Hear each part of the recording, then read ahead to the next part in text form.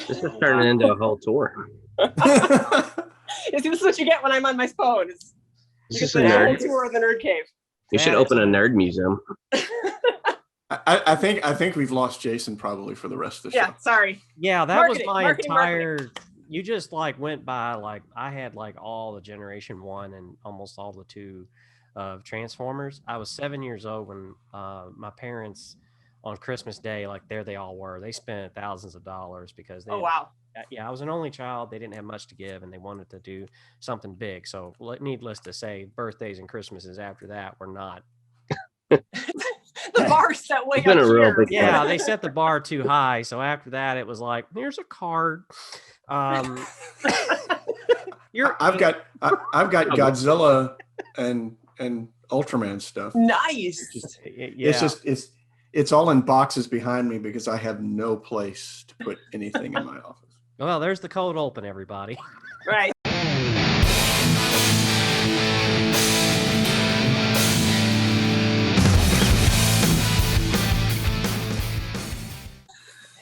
Well, it's Friday, everybody. Welcome to the NerdBrand Podcast. Today, we are with Dana Herra of Herra Communications. I hope I say that right. Yeah.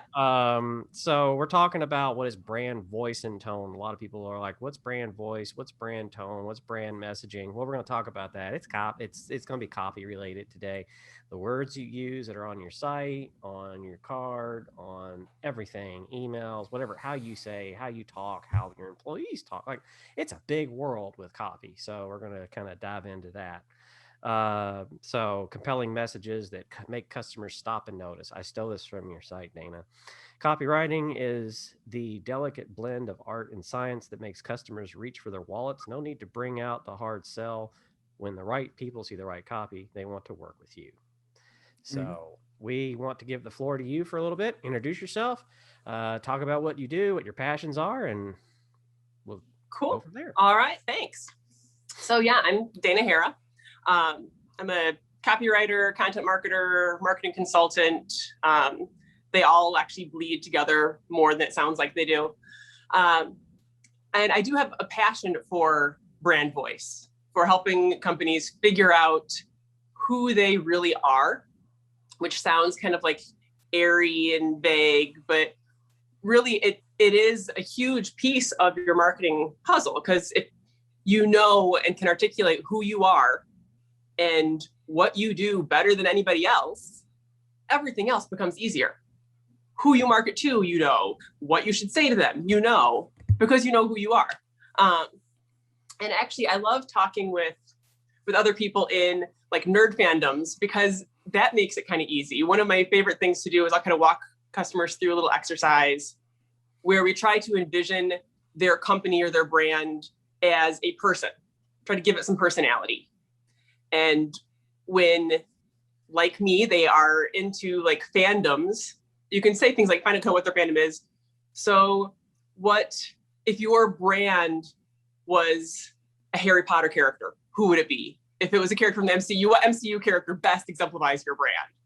You know, I tell people, Herra Communications, it's Pepper Potts, right? It's kind of brisk and gets things done and a little bit of snark, but it's, you know, we get things done.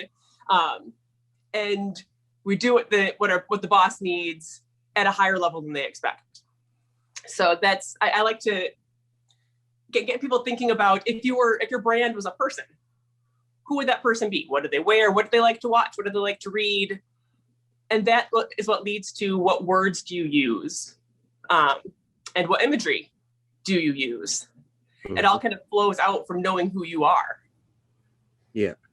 That's a fun exercise. It always is. We did that a lot with, it takes me back to working with Old Forester, and our conclusion was that Old Forester should sound like Mark Twain. Just this kind of quippy, quirky, but smart, you know, not, you know, dumbed down jokes, but, you know, witty and things like that. And it's super helpful when you land on something that clear. Like you said, when you can envision a person speaking and having a voice and a certain kind of approach to how they talk, it makes it so much easier to write copy. I mean, we leaned into that heavily on social media, and that's kind of what the brand's voice and tone was on social. And it just helped a ton, speed up productivity, you know, and obviously you're still hitting the mark with your consumer. So Mhm.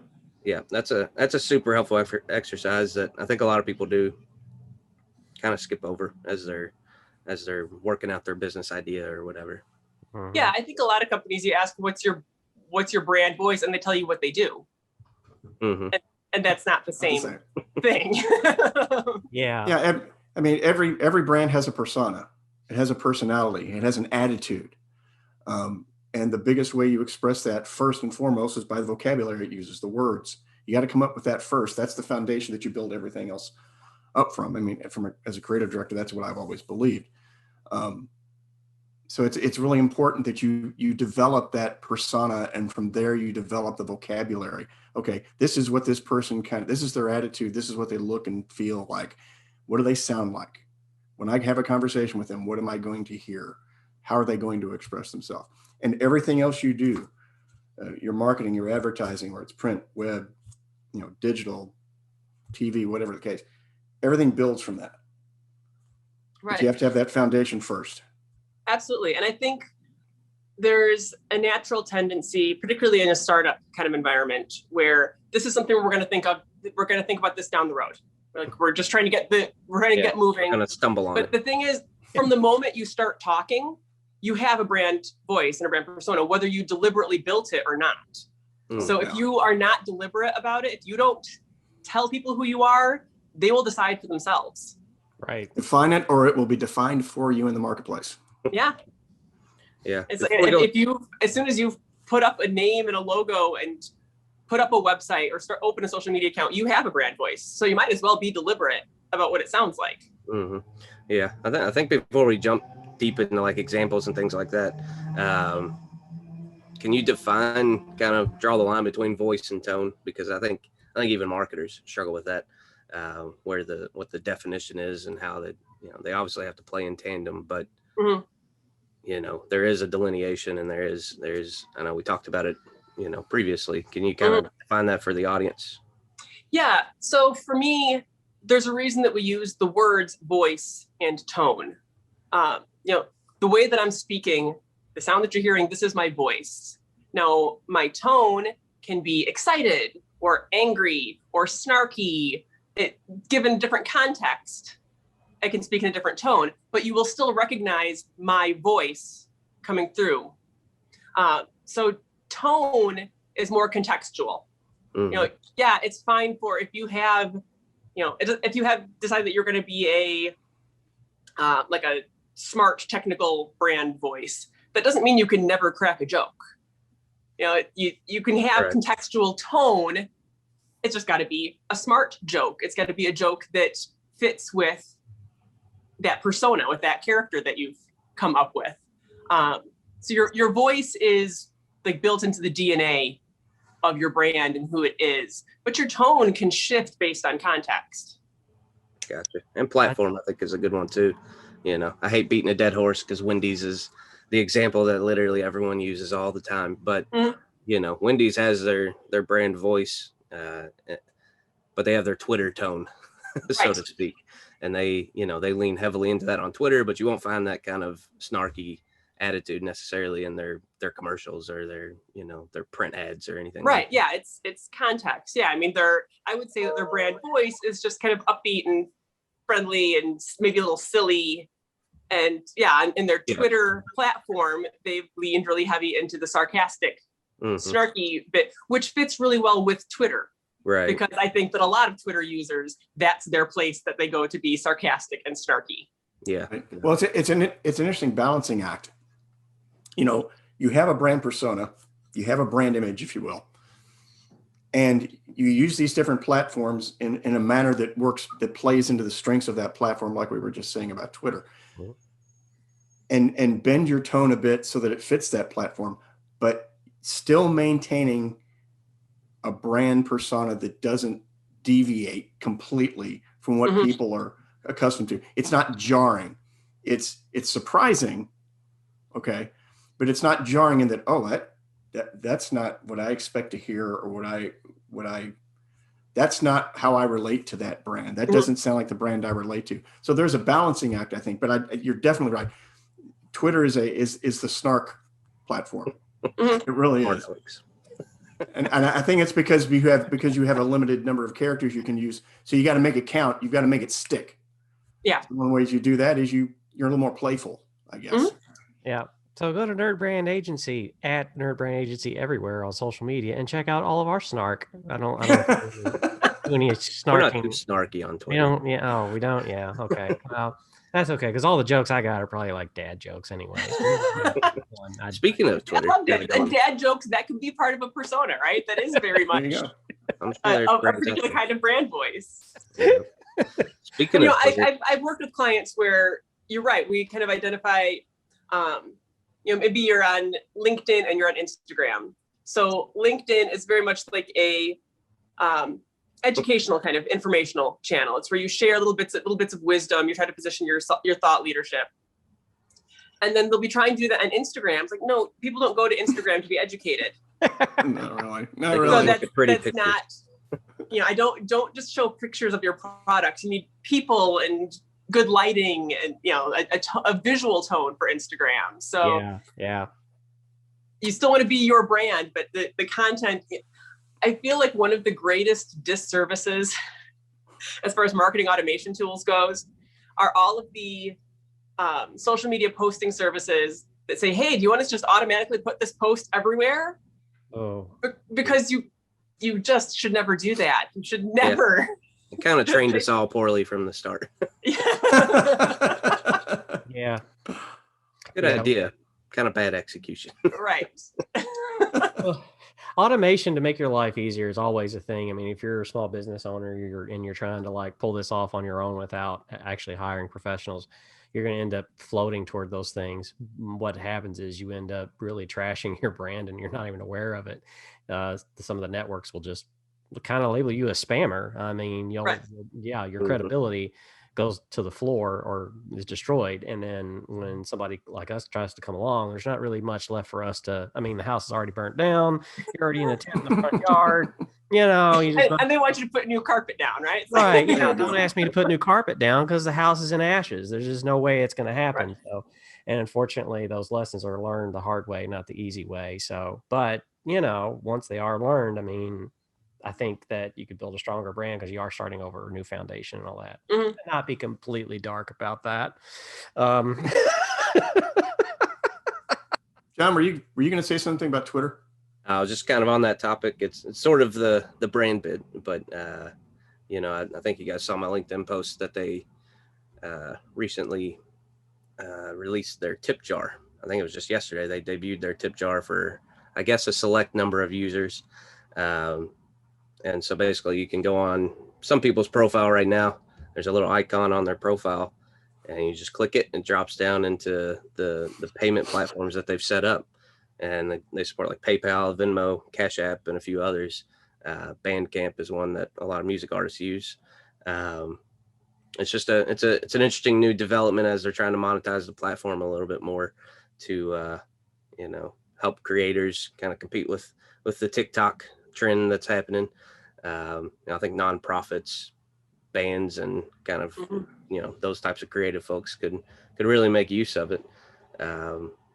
And then there's the other thing that they just rolled out, I think Monday or Tuesday, that they rolled out Spaces to everybody, which is the Clubhouse competitor, right? So you can now actually host a space and people can tip you while they're in the space listening to, so you can kind of conceivably have sort of events or paid webinar type things. And it's an interesting development happening on the platform as they're trying to monetize the users a little bit more and compete with, Facebook and TikTok taking the steam.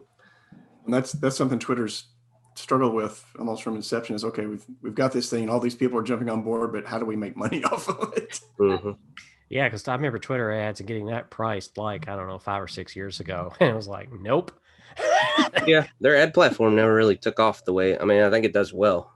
It never really took off the way that Facebook did. Obviously, Facebook just, catapulted themselves forward. But I think I read they had like 166 million monetized users in 2019. I don't know how they define that necessarily. I didn't read into that, but they're up to like 200,000 now. So they're making gains, and however you define a monetized user. I don't know if that involves, you know, people who have not opted out of ads and people who are, you know, who are eligible for the tip jar and all that stuff at the moment. But they kind of do the same thing with Medium. You know, Twitter owns Medium, I believe. And on there, you can kind of gauge your content and get subscribers and charge them, you know, for your content. So I think they're extending that into the Twitter platform, which is, it'll be kind of cool to see how that ecosystem overall evolves as more and more digital creators are, you know, gaining popularity, gaining steam, and able to, I guess, warrant being paid for what they say and all that stuff. So it's a cool thing.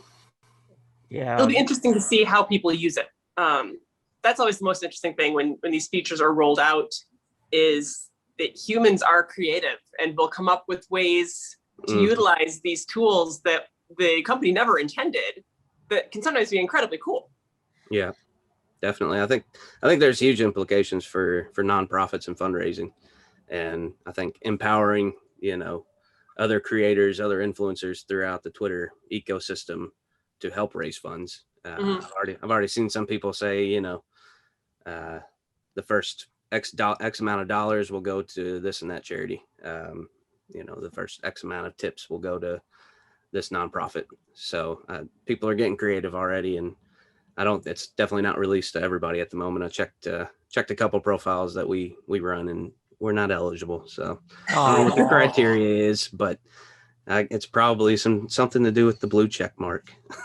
Oh man, see, I was going to put like a tip thing on there for us and be like, okay, Jason wants to buy some Transformers, so you know, I'll hang them on the wall. I'll fill up the wall behind me. Collection. It's all about ambiance, right? I'll just hang also for the YouTube fans out here that are watching this. Like, yeah, you can see a blank wall behind me except for a couple posters. I'll just put some Optimus Primes and Megatrons. And I actually know what the characters are, by the way. I'm that terribly involved in that universe since I was, like I said, if you saw the code open. Speaking of tools, though, what is everybody's thoughts when you're writing copy? Because communication, it's important. Good copy matters. Why is good copy important? And what do you think about tools like Grammarly and autocorrect on word processors and things like that, and how that works into creating copy? Bad, good? I think they're good. They're a start. They're not the end all be all. You know, the thing with any creative work, you know, the same applies to visual arts. But as a writer, I can tell you it definitely applies to writing, is you have to know the rules and best practices so you can intelligently know when to break them. Good saying. We're going to quote that. Because if you just break them willy-nilly, then that's when you end up with a mess and you don't sound intelligent and you don't sound like you know what you're talking about. But it's so important with copy to speak the language of the audience, right? To sound like somebody they relate to. And humans don't speak in perfect grammatically correct ways. So you have to know, based on your brand voice, your persona, when is it okay to use a colloquialism, you know, a little regional slang or something like that? When is it okay to do a run-on sentence? If you have that kind of a brand voice that talks probably the way that I'm talking right now, and where does the punctuation mark go in this long sentence that I'm saying? Now, I know that the Grammarly is going to break that up, and probably in a good way, but I like to use it as it's a foundation, it's a starting point. So you look at the Grammarly suggestions, say, okay, yep, that was a mistake. That was an error. That one was a choice, not an error. Right, yeah. I think that's where you start to fight tools like SEO tools. Like we use Yoast SEO on our sites we develop with WordPress. We, you know, for clients that work with us on a retainer basis or monthly subscription, we give them the premium version of Yoast so we can open up all the toys and fun things, right?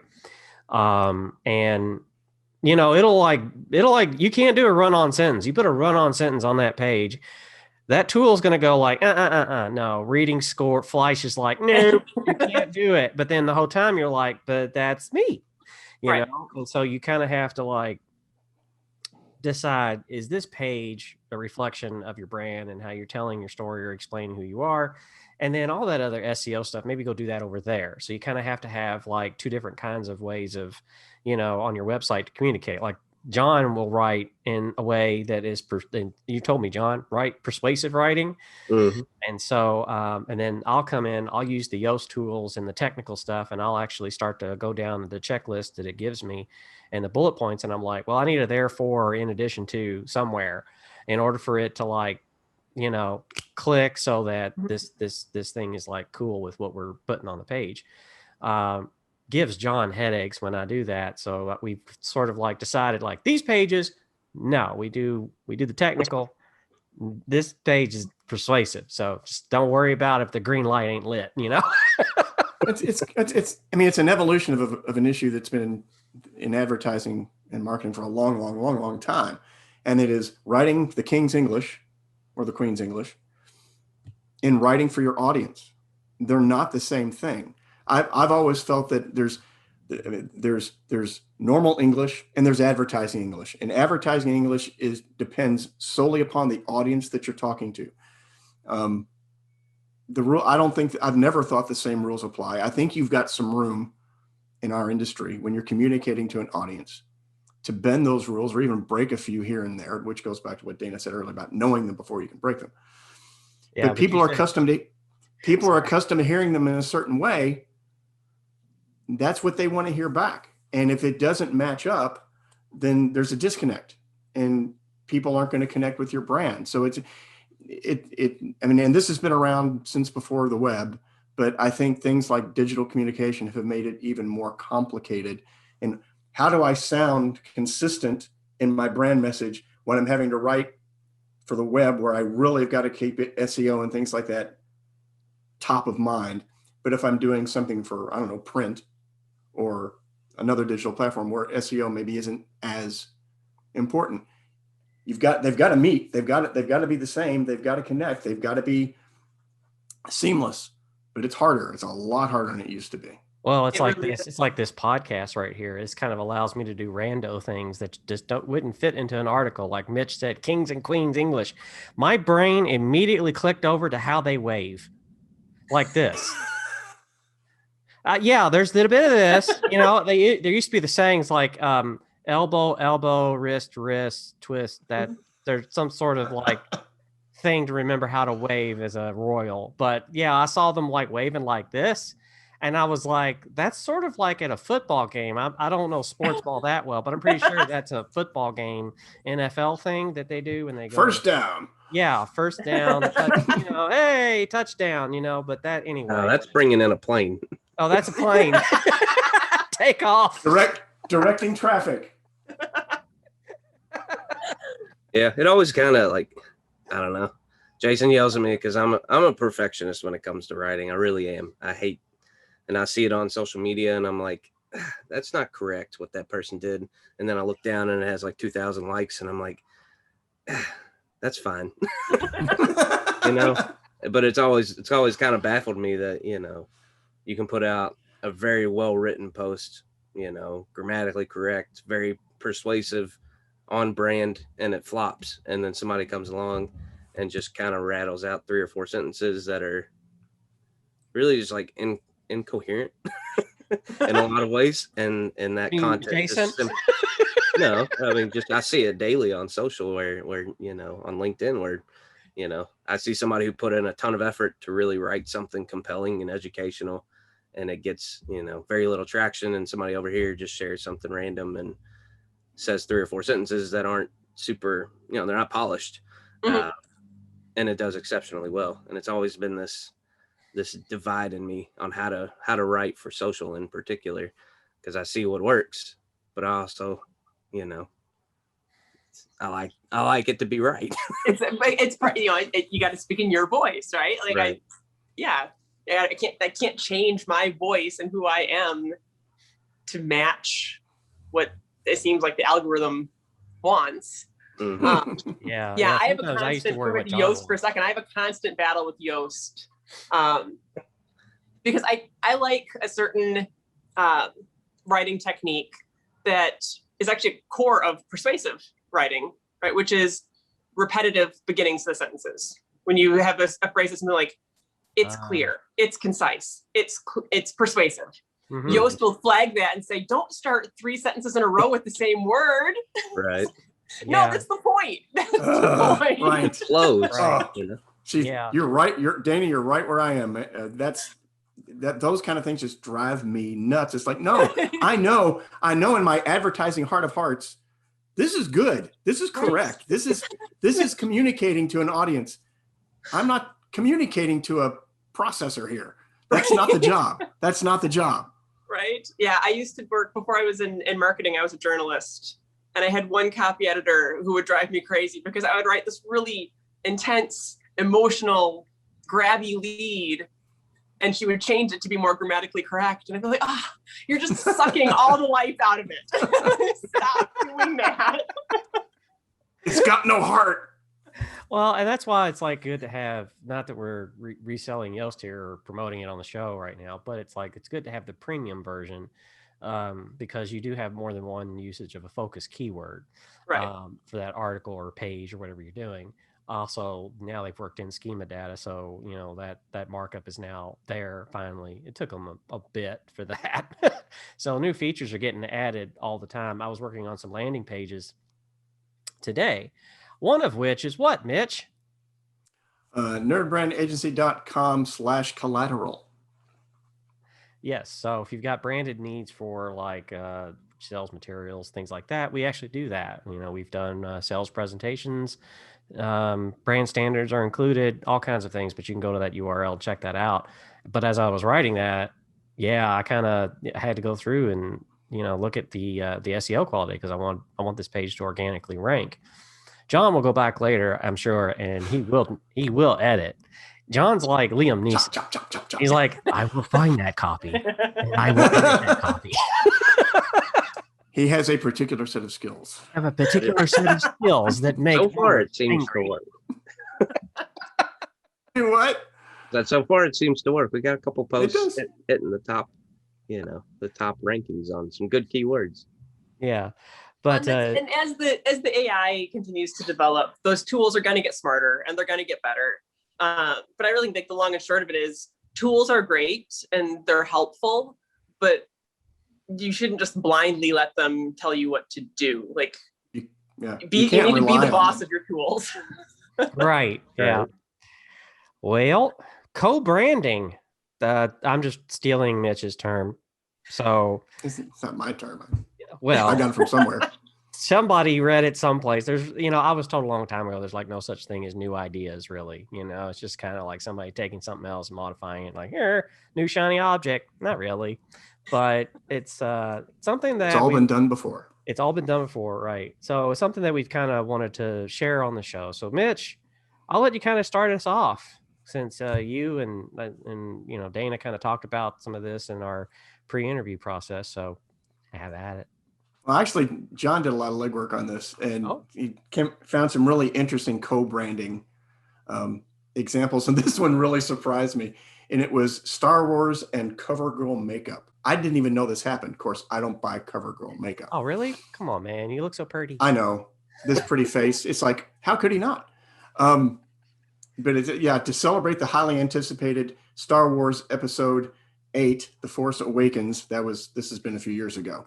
Covergirl introduced the Star Wars Limited Edition collection, which was 19 makeup pieces that ask fans, quote, "Are you on the light side or the dark side?" So I don't know, Dana, I don't know where you purchase makeup, if you purchase makeup was that high on your list? I do remember that collab. And it was interesting. I mean, to me, it felt a little bit forced. Right. No pun intended. No pun intended, but it was a great one.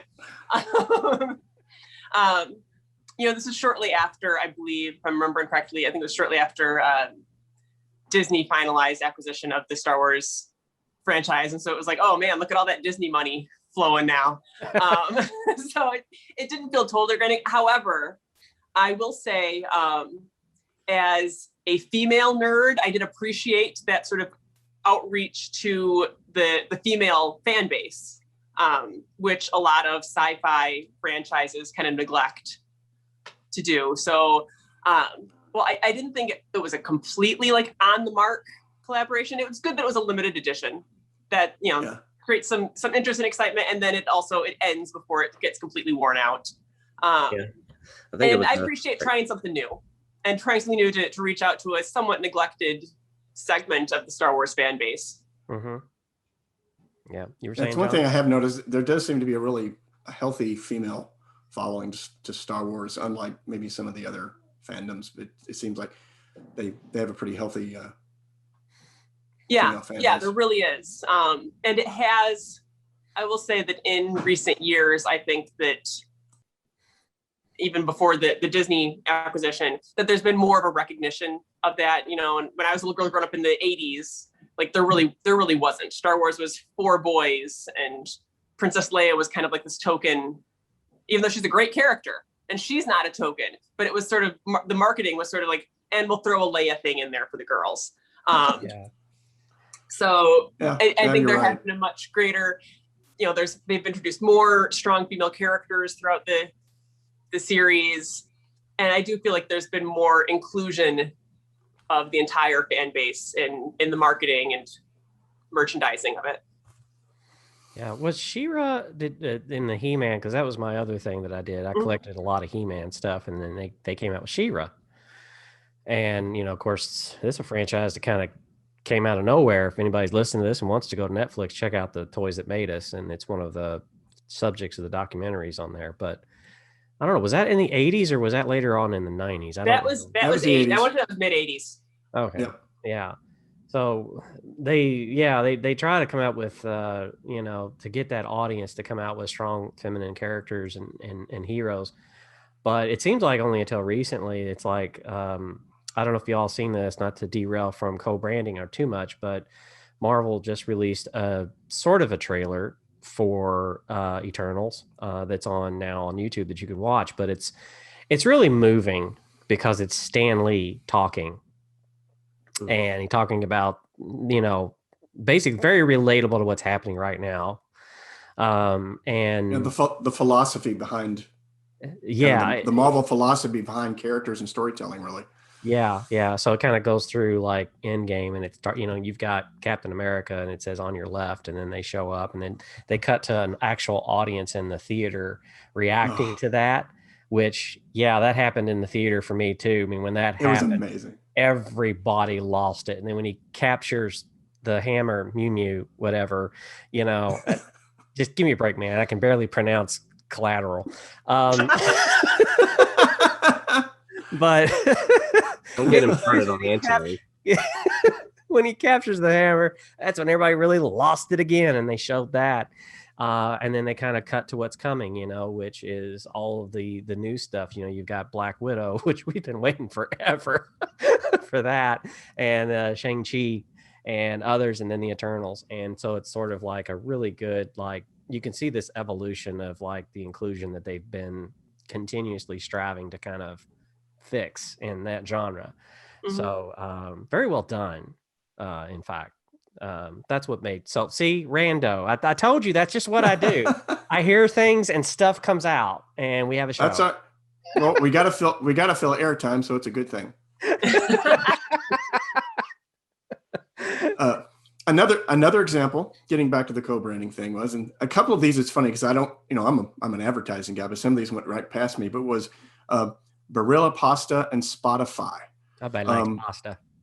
You're telling me a little too much. Barilla launched a collection of 8 Spotify playlists with running times equal to the cooking times of the different pasta shapes. And if you're like me and you love pasta and you hate overcooked pasta, it's like, I find that a very novel way to make it easier for people who maybe aren't regular cooks to know when it's done. I love that one because it's a collaboration that's really off the wall, right? Yeah. And yet they managed to integrate it so that it doesn't feel forced. It makes perfect sense. They rather than just Barilla's top songs on Spotify that don't make any sense, they managed to actually integrate together and say what makes sense, what connects both music and pasta. Well, runtime. Mm-hmm. Okay, let's go with that. So it's off the wall, but it works. Yeah. How else do you advertise a pasta? Right. It's just a noodle. What are you gonna say? Yeah. It's just an interesting. It's creative. It's good Creative, with it's a good sauce. fit. Just some sauce. And when you can be really off the wall and still smart about it like that. I don't recall seeing any like paid marketing from Barilla on this, but I saw it all over like marketing news and social media. They got all kinds of organic reach out of it because it was something novel enough that people wanted to talk about it. And a bunch of brands have tried to do this. To me, this is the best execution of kind of using Spotify as a co-branding app. KFC's done it, but I think they made a playlist with all the songs, or maybe just hip hop songs that included references to KFC. They did that at one point. Yeah, other brands have tried to do it, but a little bit of a stretch. Yeah, it feels more like, oh well, I guess this is the thing to do, so let's hop on that bandwagon. But I really like Barilla's because it feels the least forced. It feels the most organic. I was thinking like for NerdBrand, like what would be our Spotify playlist as a brand? And the first thing that came to my mind was the Transformers animated film. I'm serious. The soundtrack, the theme song. Yeah, the theme song. You've got like it's not just that. It's like there's Dare to Be Stupid that they did. That was after spoilers. Optimus Prime died, and they went to this planet and met the Gearhead whatever bunch. Time. Yeah. Animated, just the animated. Like everybody probably listening to this now is like, but Michael Bay did a thing in 2000. No, we don't want to talk about Michael Bay. We don't talk about Michael Bay. Yeah. Or I guess he's not coming on the show. Yeah. Well, his movies are Michael Boom. I mean, that's his thing. He goes boom. I still contend that he's a great director for the right property. He's a great cinematographer. Agreed. He did the whole thing with Bad Boys 2 and parallaxing and how he does those shots. Fantastic placing a shot. Yes, I'll give him that. But the animated movie had a great nerdy soundtrack. I mean, you just have to admit that. And how they worked that into the current, the last movie, Bumblebee, I thought was great. They actually did something that Michael Bay did not do, and that's give us that "You got the touch." You got the power. Yeah, that didn't happen. Yeah, you gotta stop singing, Mitch. YouTube will be like, no, off. Be careful, I'll pull that off the wall. That off the wall. That would be our Spotify playlist. NerdBrand. I don't know. John may have a different opinion on that. He's a music nut. So how long does it take Mitch to do some creative? I don't know. We'll make a playlist for 12-minute songs. I don't know. The anthems, all the rock anthems. All the rock anthems. Yeah, if you put Stairway to Heaven in there, I will drive to your house and I will come get you and beat you. What about Enter Sandman? Yeah. Nobody plays that in a guitar store. Well, hey, I was a Metallica guy. I liked the album Black and the S&M, the live concert where they had the orchestra and all that. I thought it was great. That was about as heavy in the metal that I went into. I was more of a Van Halen guy. So, yeah, I miss Eddie. This is going to take us down a path that y'all don't want to go on because I'll never shut up. That's true. Anyways, your next example is a video game. Is it? Well, yeah, exactly. This is the last example. It's Call of Duty and Jeep Wrangler. To commemorate the wildly popular first-person shooter, Jeep conceived the Wrangler Call of Duty Black Ops Edition in 2011. I remember you can still find these on the road. You still see them on the road. I thought it was actually pretty cool. One of the people involved with the project said it was important for us to make sure that the Jeep partnership would be authentic and enhance the setting we immerse our fans in with Black Ops. That was Mark Lamia, who's the studio head game developer at Treyarch. Our work with the Jeep team focused around using the Jeep Wrangler in our levels and gameplay experiences and translating the style and look of the vehicle in Black Ops to the Jeep on the showroom floor that our fans can own. So you give people something tangible that they can actually, they see it in the game, then they're out, they're out on the road and they see it. And there's an immediate connection. I think that was very cool. That was very I loved that one. Again, it felt really natural. It felt like a natural, organic. It made sense. And I think it comes through that I feel like both sides were very cognizant of doing it well and paying attention to the detail. Like they didn't just slap a Jeep logo on the vehicles in the game. They didn't just, put a new paint job on the Wrangler. They actually both worked together to integrate this. So it really did feel real. And maybe that was my issue with like the Star Wars makeup collaboration, is that makeup has nothing to do with Star Wars. Right. They kind of just slap sayings and logos. Yeah, I tried to just do wordplay, and that, when you start to do puns and wordplay, you're stretching with your copy and marketing overall. Yeah, I kind of remember something like that. Not that I wear makeup or even shop it, but I kind of remember something about the lipstick when they twist it. It'd be like the lightsaber or something. Yeah. Yeah. It was, Yeah. I mean, I appreciate the concept behind it, but it didn't feel like the Jeep Call of Duty thing, though. That felt like a really natural collaboration, and it did go so much beyond. We're not just going to each slap each other's logo on the product and call it a day. Right. Well, it's interesting. You almost wonder if they would have had more success if Star Wars had gone with hair care products. Actually. Because think of the hair in Star Wars. You've got Leah's cinnamon roll things that she has on the side of her head, and I mean Lando had like amazing hair. Okay, right? This perfect hair. You had Chewbacca, who was this shaggy kind of dude. I mean, Jar Jar Binks. Don't leave him out.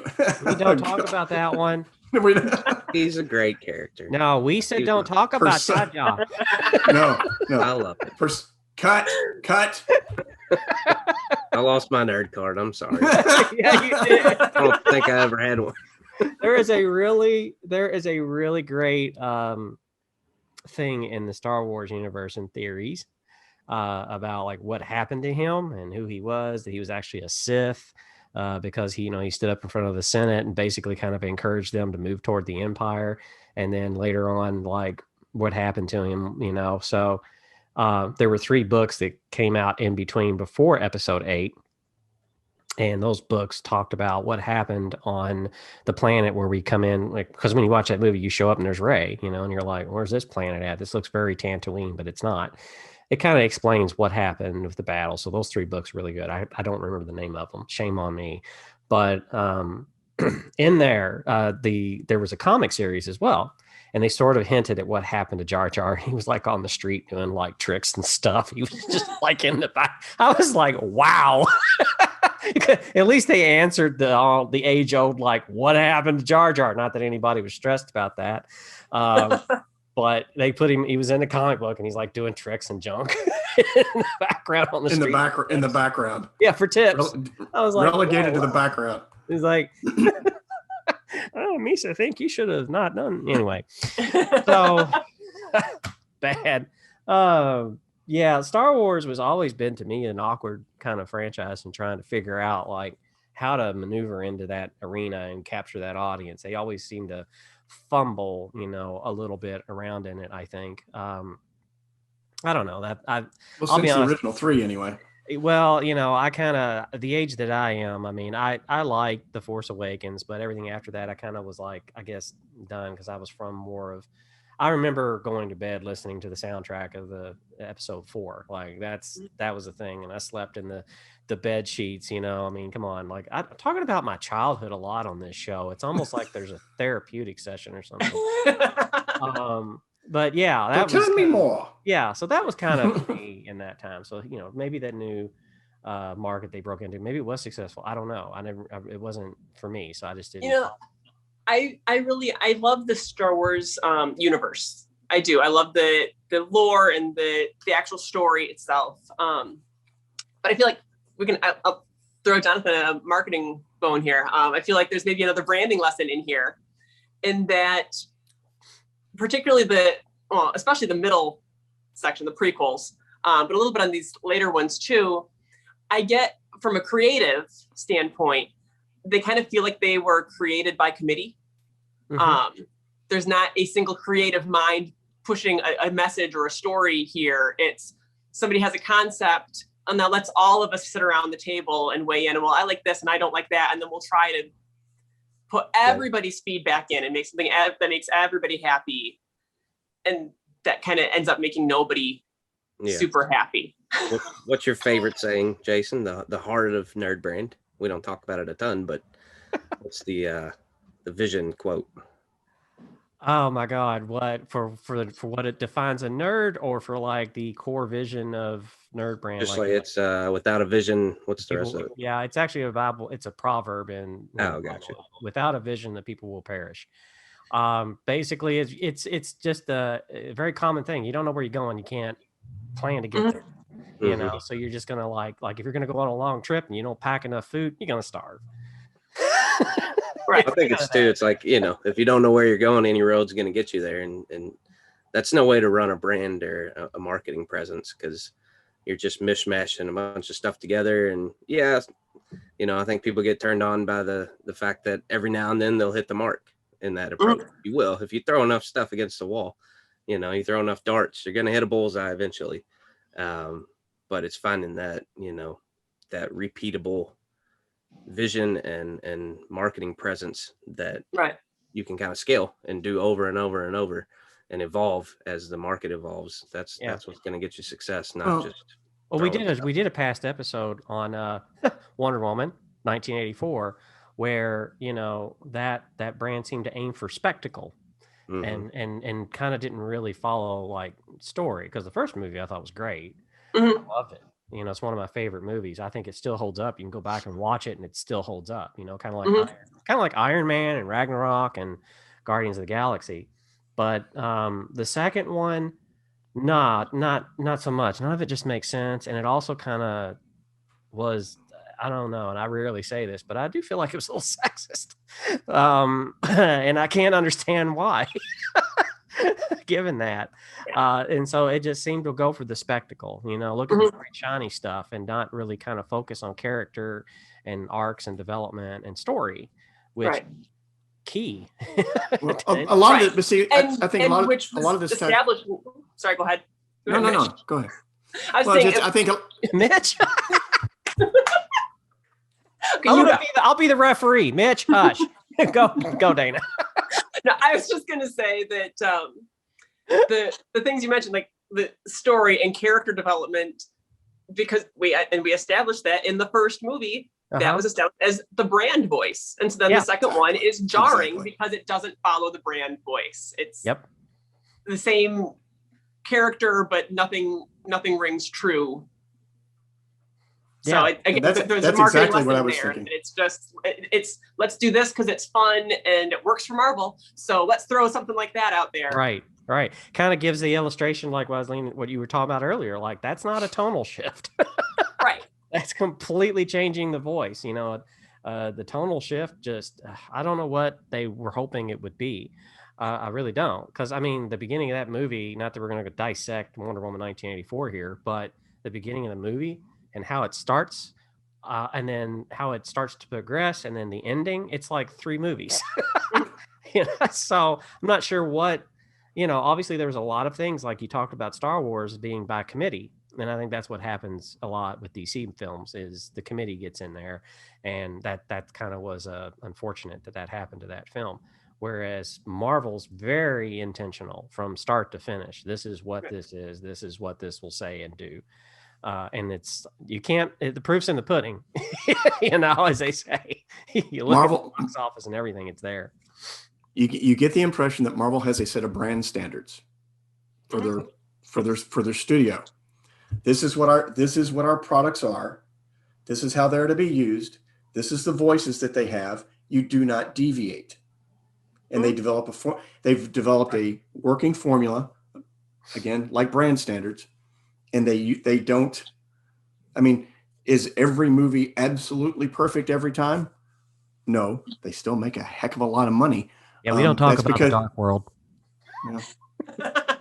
I like all of them. I find some redeeming qualities in all of them. But all that said, box office doesn't lie. But by the same token, there's a consistency. There's brand consistency with Marvel's films. And it's because there is I don't know if it's necessarily a singular vision, but the tone is set probably by Kevin Feige and a very small key group of people. And then that's then passed on to the individual directors and writers who put them together. And they have that process, and they stay consistent with it. And you get the impression maybe, and this is a subject we talk about a lot, almost every episode we touch on, and that DC doesn't seem to be able, and Warner Brothers don't seem to be able to do that with regularity. Ant-Man had a really hard time with getting a director. They had one, and then there were some creative differences. And that's what I mean. It's like and the director they had, I like him. He made a lot of movies that I really love that are some of them, like Hot Fuzz holds up. I don't care who you are. That's a good film. But his version that he wanted to do of Ant-Man was not what was going to ever work within the franchise. And so they kind of had to part ways. And that kind of goes into that. It's like who you've got sitting in charge of that really matters as much as your standards as well. Like you really need to they've got to be bought into that vision, if you will. Otherwise it's just not going to work. It's kind of like that, like you talked about with Star Wars. It's going to feel forced, no pun intended, maybe a little bit because I'm a geek, but anyway, it's going to feel forced and it's going to feel unnatural. And because of that, and I think that's where, things that are done by committee, there's no one person that's like that. This is the way we're going. This is how we're getting there. So. With successful brands, that they lock into a following or an audience that people, they relate to it. It hits an emotional, even whatever brand benefits there are, there's an emotional connection that is what holds them. It's what keeps them loyal to the brand. And when a brand takes a turn, it takes a curve, that audience that falls outside of what that audience is devoted to, or what's important to them about that brand, that's when you lose them. That's when you lose them. That's why it's so important to stay on message, stay committed to your brand persona, and the people will not only will they stay loyal to you, but they will bring other people along with them. Yeah. I keep thinking about the exercise that you brought up at the beginning of the show. Like, what would NerdBrand be if we were a character? And it's really kind of funny because we had on Slack, John and Mitch and I had a debate about if NerdBrand had a mascot. Should we? I don't know. I'm on the fence on that. Frankly, it doesn't matter either way to me. But I just kept thinking, and you said you're Pepper Potts. And I thought John is our director of accounts and CMO. So he's like client facing. And John, you're Alfred. Is that a good thing or a bad thing? Yeah, you're in the Bat Cave all the time. No, I probably get tunnel vision a little bit. Yeah, keeping everything running smoothly, right? Yeah, you're running communications. You're kind of like that. You're kind of Alfred, and you're trying to keep the customer, happy because that's our boss. And, that's kind of what I just first thought of. Now, we'll just steal him. He's pretty prominent. We could, that would take him off. I tell you what, this has nothing to do with marketing, but it cracked me up. So while I'm with like-minded people to talk with, my kids and I were talking about Batman the other day. We do a lot of what if, fan theory discussions in our house. And my 9-year-old says, what if it turns out that secretly Alfred was the criminal mastermind that was behind all the other villains, and he was the one actually pulling all the strings. Playing puppet master. The puppet master, yeah. I tell you, there's a turn. There's some amazing and it's gotten to be old enough, I guess, that people don't know about it. But Batman the Animated Series, for the 5 seasons that ran, had some amazing stories to it that stood out. And there was one about Alfred where he was like an MI6 agent. And it was like, oh, okay. So he wasn't just this, manservant all his life. He actually worked for the British intelligence agency and was a spy. Now they kind of said he's more of a desk jockey. And later on, they sort of, I think, revised that to be no, he was in the field at some point. But yeah, taking a character like that and just transforming them completely.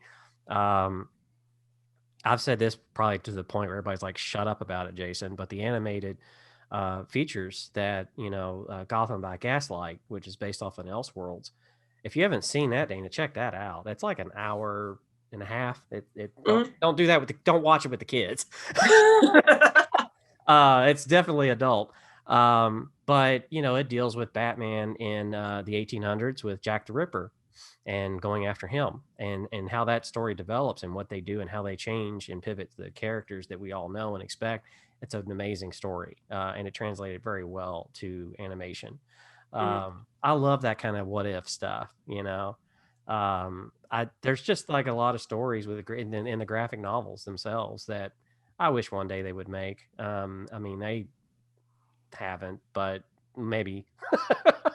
What's interesting, you're talking about how the quality of Batman the Animated Series and how it just for 5 seasons. Yeah, it was 5 seasons. It consistent, just very well told stories. But I think that's partially because the people involved with it Paul Dini and Bruce Timm, right, loved it. They love the mythos. They love the Batman universe. Okay. I think with brands, it's kind of the same thing. In my experience, they're not, it doesn't happen.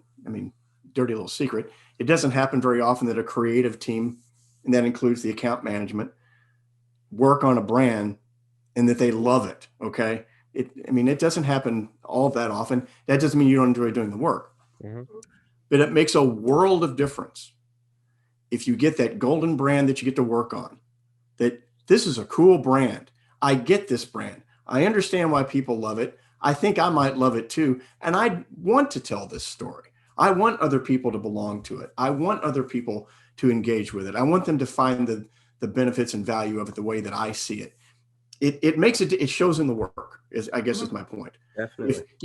If you as an agency and as a creative or anyone that contributes to that brand, it makes a world of difference if you can give yourself a little bit to it because you see the benefit in it the way it should be seen. It's far too often in our business where, you get a job and you're glad to have the work and it's an okay product and everything, but it's much easier to do really good quality work on something that the benefits are clear. Mm-hmm. Definitely. And those that maybe aren't as clear. We're very selective with who we work with. I think, and Dana, you probably are too.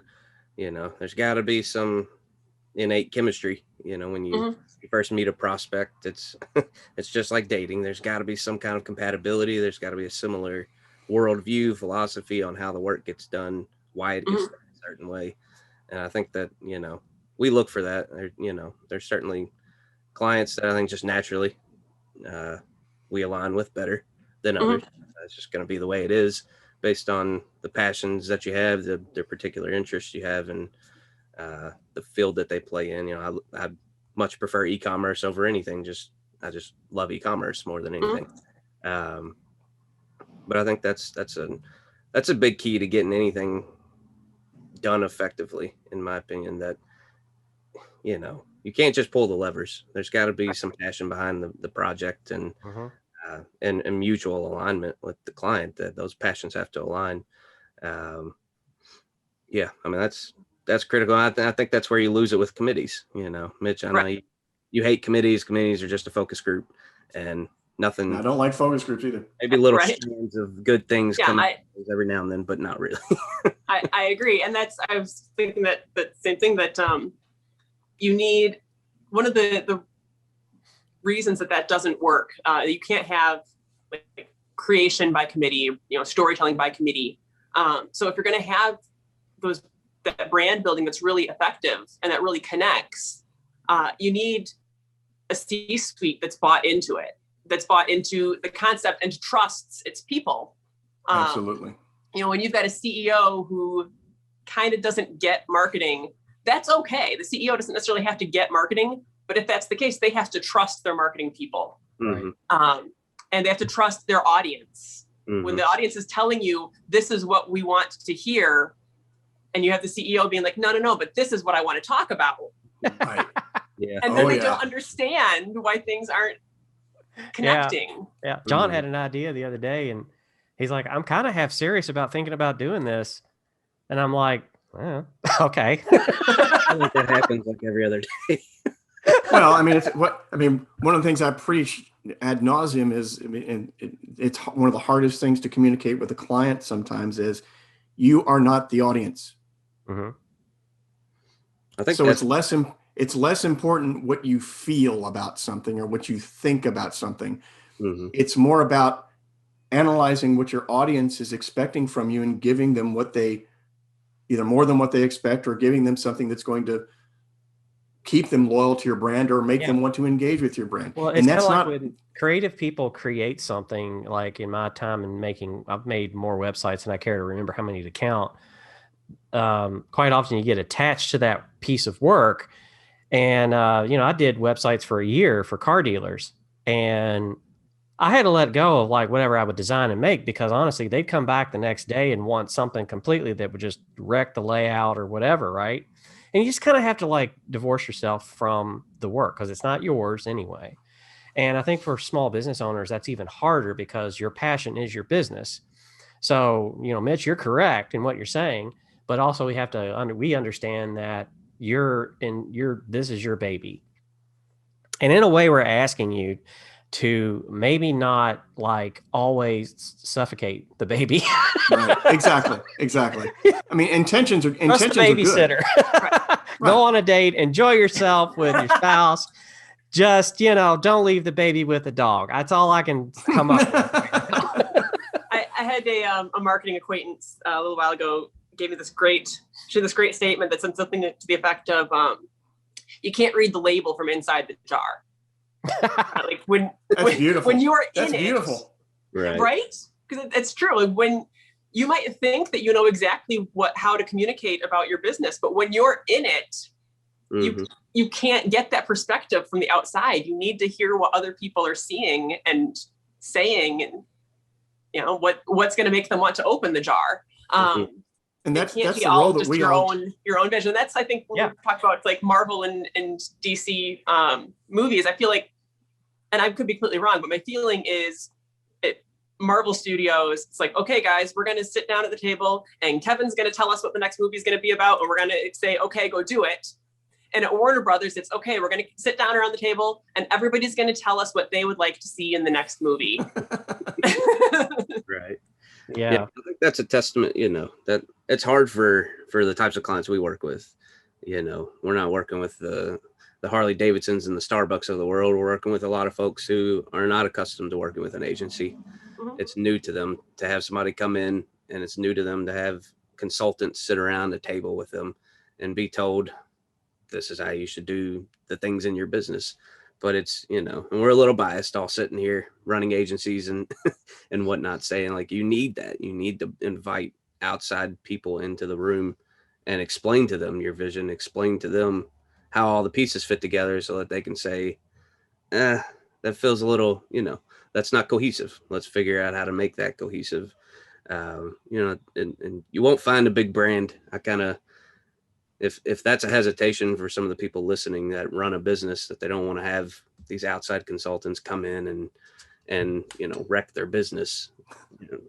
You got to look at any brand on earth that does anything remotely successfully.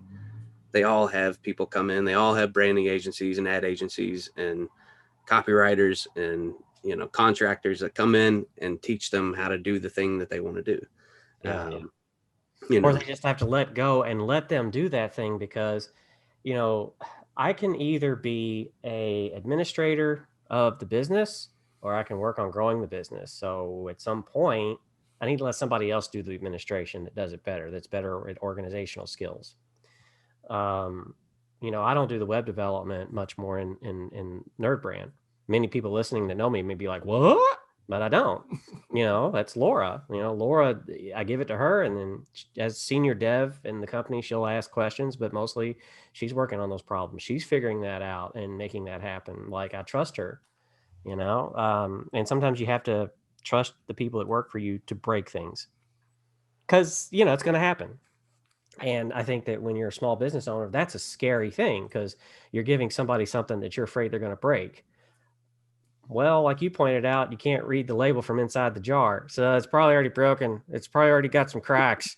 So nobody comes in to become an enemy. Nobody comes in to be malicious and to, ruin things. That's never, I don't think anybody, no one comes in to do harm. And I think that's why, but there's a lot of noise out there about what is marketing, what is branding, what is this, and it's kind of the point wrapping up to the show here. Like, what is brand, what is message versus tone? What does that mean? And what does that look like? And so hopefully, on this show, we've given plenty of examples that you see in the real world, because that's one of the things I've noticed about our podcast with a very small amount of people is they're like, you guys talk a lot about Marvel, DC, and all this nerd stuff, but I don't understand how does that translate to business? Well, those are businesses, those are brands. You can actually look over the years in articles and how they've operated, how they've made decisions, and what they've decided to do with creatives they've hired or agencies they use to advertise. It's a continuous thing that's constantly happening. It doesn't happen one time and then that's it. And that's kind of why we bring them up, because it's in your face. It's just sometimes we don't walk slowly enough through the crowd to take a moment to notice what's around us because we're going so fast. And so the podcast here is sort of like a way to kind of like slow down a bit, take a look at that. I know it's Marvel and you may not care about Thor, but I bet your wife loves Chris Hemsworth. Just slow down a minute. Or your daughter. Then anyway, Dana, what do you want to plug? As we wrap up, anything, tell the people where they can find you. Awesome. Yeah, you can find me. My website's my name. It's danaherra.com, DANAHERRA.com. Looks like Herrera, sounds like Herra. I'm on LinkedIn. I'm on Twitter. I love connecting with people. So yeah, look me up, hook up with me. I'm actually, interestingly, in the middle of doing, just to demonstrate the whole reading label from inside the jar, I'm doing a rebrand of my own site. I'm sitting inside the jar of my own business, right? So I'm a copywriter and a marketing strategist, and I have another marketer who's looking at and auditing my site and my copy and reading it from the outsider perspective. We're not complete know-it-alls. So, so yeah, you can find me on my website, on LinkedIn, on Twitter. It's been awesome talking with you guys. Thanks so much for having me on. Yeah, we've enjoyed it. So great having you. Yeah, so everybody out there listening, check Dana out.